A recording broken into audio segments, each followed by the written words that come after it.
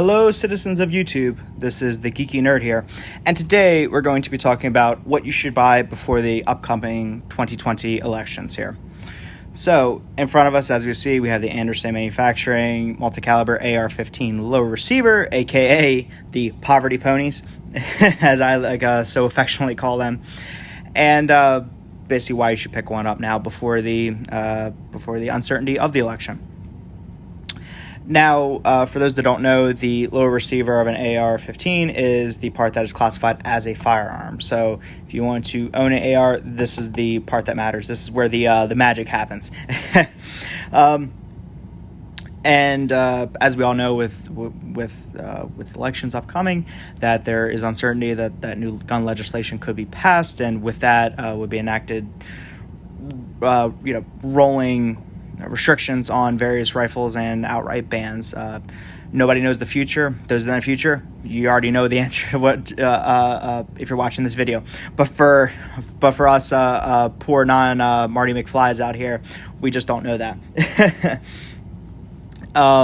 So with low receivers, they always go after them, or they always go after AR-15s, just the big black scary rifles, as we all know.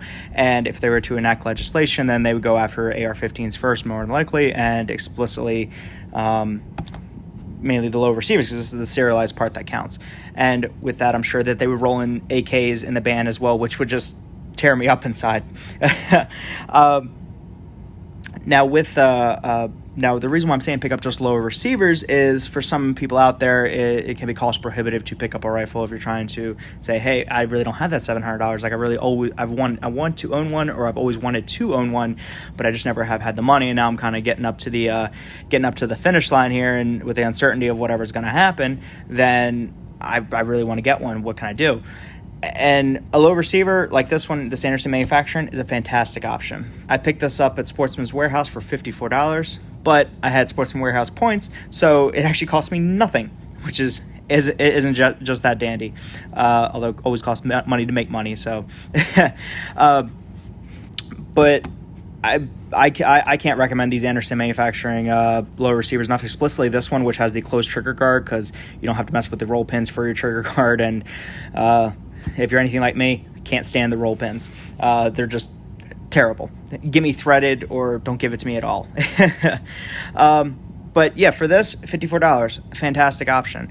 And if you pick up one of these, if they do enact some kind of legislation, then more than likely they would have a grandfather clause in place, which would mean that if you bought this, you're okay. You would just have it and be able to pass it down, but you couldn't sell it or anything like that. It would pretty much live and die with you in essence. And one reason why I would choose a metal one over something even cheaper, which actually they might even be even cheaper. They're usually about $75. But the polymer 80 ones, they are fantastic. They're great. They work. However, for longevity's sake and for durability's sake, you just can't match polymer with metal inserts to actual real steel, or aluminum. Sorry. And with these Andersons, they're actually forged aluminum, which basically means that they are kind of the roughest, toughest, just good all around lower receiver. They're obviously not the prettiest as far as for their their finishing and the edges, things like that. But by and large, I mean, you really can't beat what it is, which is a low receiver for an AR, and allows you to have a full complete rifle on your hands. Yeah, overall, just a really good little package here. Now, one problem is for people who are in the behind enemy lines, I guess you say, in more restrictive states, like Maryland, for example, they actually classify low receivers as pistols, because if you buy a low receiver, you can make it a pistol, and it isn't just strictly only a rifle, even though in most states they classify this as a rifle, because this is mainly rifles.